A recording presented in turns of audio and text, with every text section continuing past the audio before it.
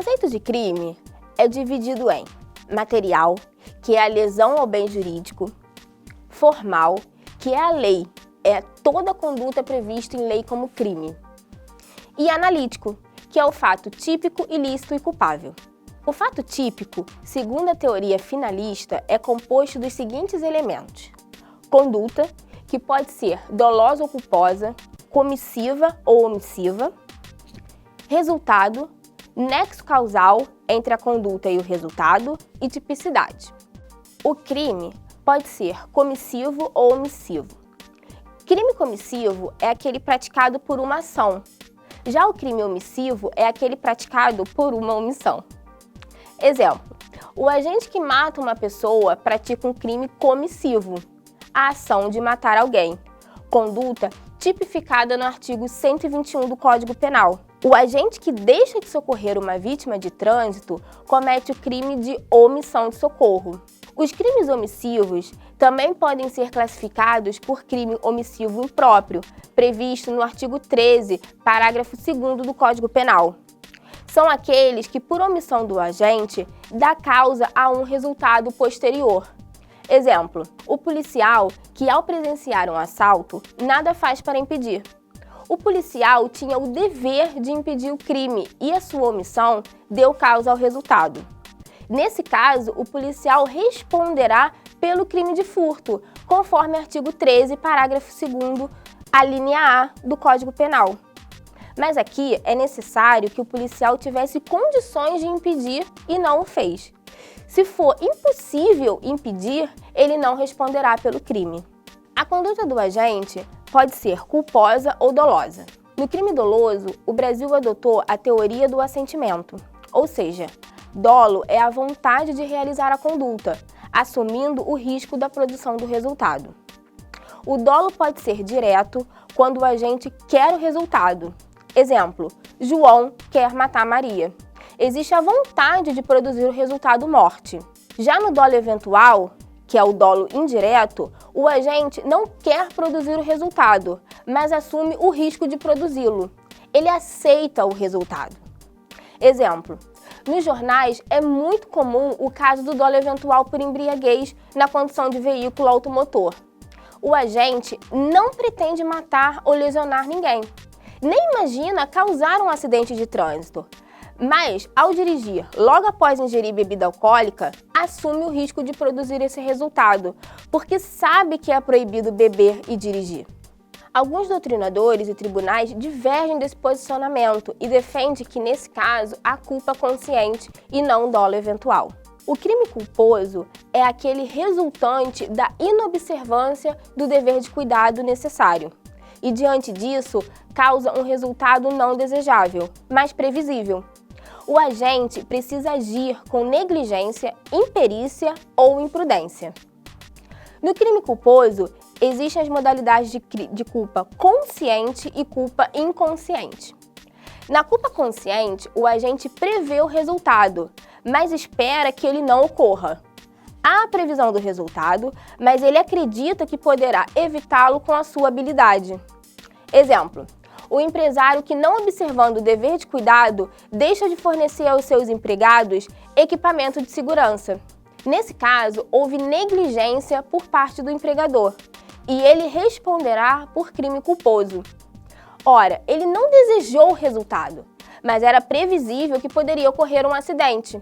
Nesse caso, ele agiu com culpa consciente. Na culpa inconsciente, o agente não prevê o resultado. Exemplo: uma pessoa atravessa uma avenida embaixo da passarela.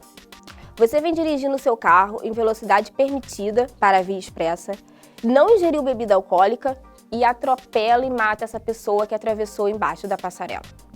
Era previsível que uma pessoa atravessaria naquele momento em uma via expressa? Não. Era possível evitar o acidente? Não. Nesse caso, houve culpa inconsciente. Não houve previsão do resultado. E o que seria crime pré-ter-doloso? O crime pré-ter-doloso é apenas uma das espécies dos crimes qualificados pelo resultado. Tem por finalidade aumentar a pena cominada ao crime praticado. Exemplo: lesão corporal seguida de morte. o agente teve o dolo de causar a lesão corporal, mas acabou causando a morte, ou seja, o agente teve dolo na lesão e culpa no resultado. Nesse caso, há o aumento de pena previsto no crime de lesão corporal pelo resultado morte. O crime se consuma pelo resultado, artigo 14, 1º do CP. Intercrimes são as fases que o sujeito percorre até chegar à consumação do delito. A primeira fase é a cogitação. É o que está na mente do agente. Não é punível. A segunda fase é a preparação. É a prática dos atos necessários para a execução do crime. Exemplo, alugar uma casa para servir de cativeiro. Não é punível. Só é punível a conduta se tiver tipificada como um crime autônomo. Exemplo, falsificar um documento para cometer o crime de estelionato. Nesse caso, o ato preparatório é um crime, logo será punível. A terceira fase é a execução. Aqui começa a agressão ao bem jurídico. É o início do crime. O agente começa a praticar o tipo penal descrito. Exemplo, apontar uma arma de fogo para matar uma pessoa. A quarta fase é a consumação, quando todos os elementos do tipo são realizados. Exemplo, atirar em uma pessoa para matar. Após a consumação do crime, se o agente não conseguir atingir o resultado, responderá pelo crime na modalidade tentada. Artigo 14, inciso 2º do Código Penal. Exemplo, o agente atirou em outra pessoa com o dolo de matar, mas a arma falhou, não ocorrendo o disparo do projétil. Nesse caso, responderá por tentativa de homicídio, porque a consumação não ocorreu por circunstâncias alheias à sua vontade. A não consumação do crime deve ocorrer por circunstâncias alheias à vontade do agente. Exemplo, a polícia chegou e impediu o roubo. Se o crime não se consuma por vontade do próprio agente, estamos diante de desistência voluntária ou arrependimento eficaz. A desistência voluntária ocorre nos termos do artigo 15 do Código Penal, na sua primeira parte, quando o agente desiste voluntariamente de prosseguir com a execução do crime. Exemplo, o agente, ao apontar a arma para outrem, desiste de atirar. Ou seja, o agente desistiu de prosseguir com a execução. Nesse caso, não houve tentativa, porque a desistência se deu por vontade do próprio agente e não por circunstâncias alheias à sua vontade.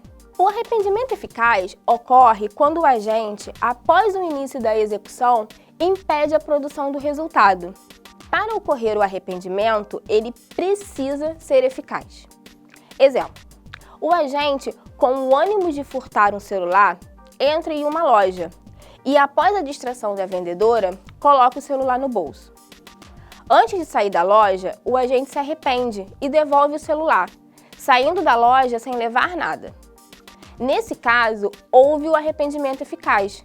O agente se arrepende e, embora já tenha ocorrido a tentativa do delito, o agente realiza uma nova ação para evitar a consumação do delito. Se o agente tivesse saído da loja com o celular, se arrependendo logo depois e devolvido o celular por vontade própria, haveria o arrependimento posterior. Nesse caso, o agente responderia pelo crime com diminuição da pena, conforme o artigo 16 do Código Penal. O crime impossível ocorre quando a conduta do agente jamais poderia levar o crime à consumação. Artigo 17 do Código Penal. Exemplo, usar uma arma de brinquedo para matar alguém.